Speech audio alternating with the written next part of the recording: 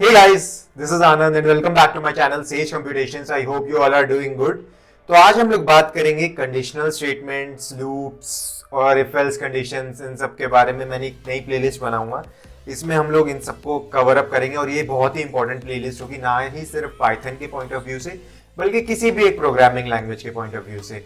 हम किसी भी प्रोग्रामिंग लैंग्वेज में इफ एल्स स्टेटमेंट्स तो यूज़ करते ही हैं और ये बहुत ज़्यादा 90% ऑफ द कोड में यूज़ होते ही हैं और इनका बहुत बड़ा काम होता है किसी भी प्रोग्राम को इफेक्टिव बनाने में, राइट?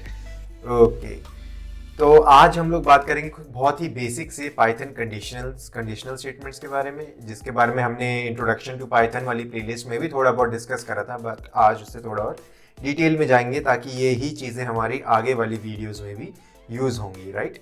ओके, तो बिना किसी देरी के शुरू करते हैं पाइथन कंडीशंस। तो कंडीशन स्टेटमेंट जैसे कि आप स्क्रीन पे देख रहे हैं, मैंने 3 कंडीशन स्टेटमेंट डाल दी है ऊपर ही। अगर आपको इनसे कुछ चीज़ें समझ में आ रही हैं तो ठीक, नहीं तो हम इन्हें एंड में जाएंगे। बट अगर ये आपको समझ में आ रही हैं तो वेल एंड गुड, नहीं आ रही हैं तो आप वीडियो तक एंड तक बने रहें, आपको ये सारी चीज़ें क्लियर हो जाएंगी कि ये तीनों स्टेटमेंट्स का काम क्या है। ओके, जैसा कि 1, 2 एंड 3, राइट? ओके, तो हम शुरू करते हैं इक्वालिटी चेक ऑपरेटर से, जो कि होता है आपका डबल इक्वल्स टू साइन वाला। सिंगल इक्वल्स टू साइन क्या होगा? आपका वेरिएबल में किसी भी वैल्यू को असाइन कर देगा, उसको हम सिंगल इक्वल्स टू ऑपरेटर्स का यूज़ करते हैं।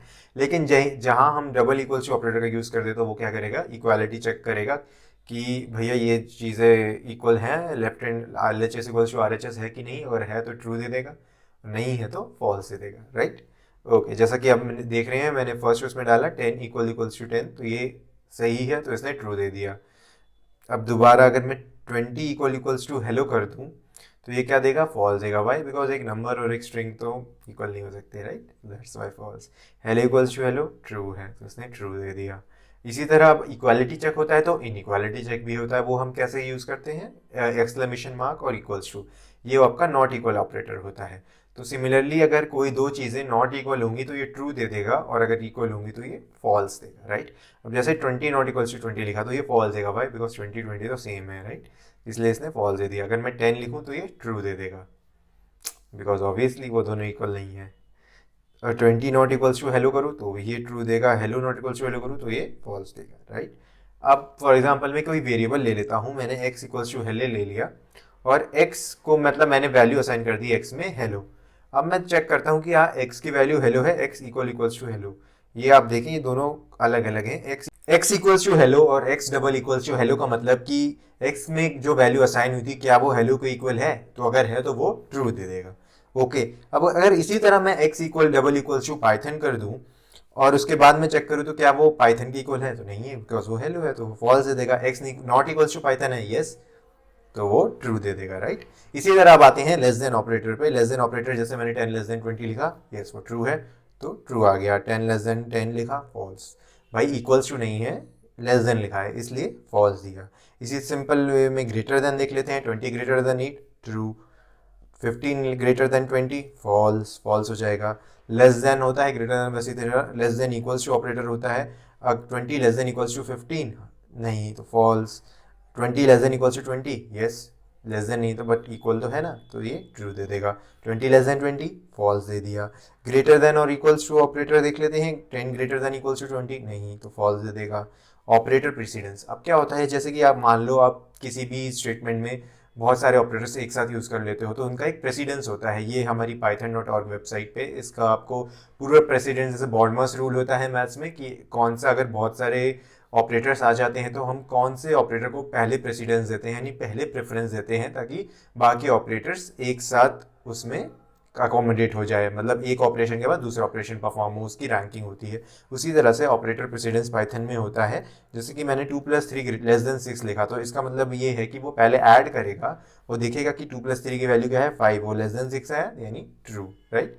इसी तरह अगर मैं इन्हें ब्रैकेट्स में डाल दूँ तो भी ये ब्रैकेट वाले चीज़ों को पहले प्रेसिडेंस होती है, तो ये 2+3 पहले उसको ऐड करेगा फिर चेक करेगा, राइट? अब मैं 8+5 ग्रेटर देन 10+2 करूँ तो क्या होगा, तो ये पहले 8+5 करेगा फिर 10+2 करेगा फिर चेक करेगा कि क्या ये ग्रेटर देन 2 है।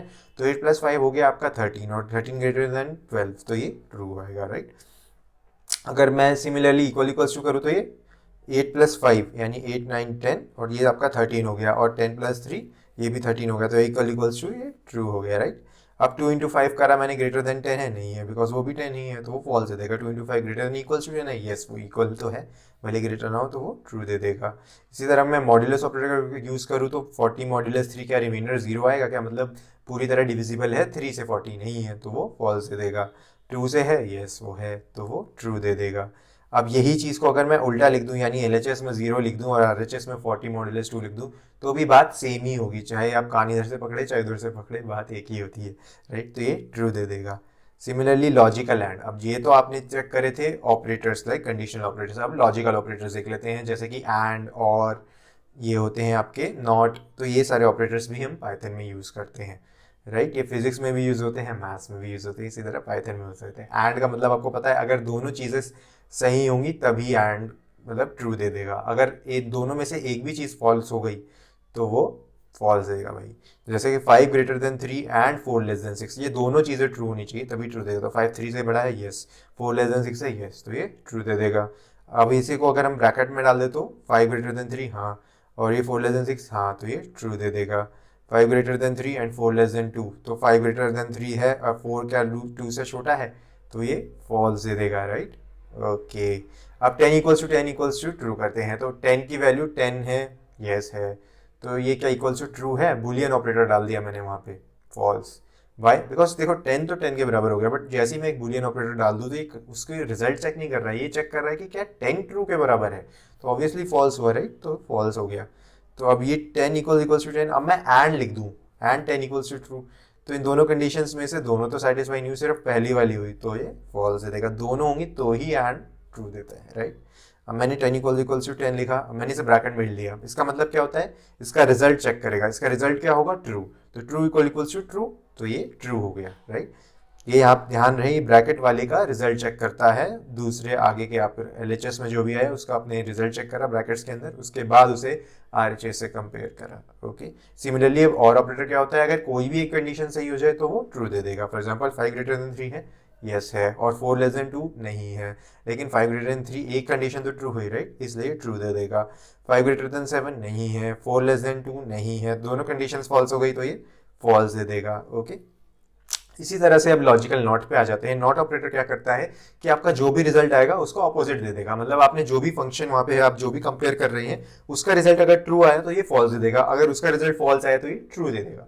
नॉट आपके रिजल्ट को सीधा सीधा तरीके से उल्टा कर देता है।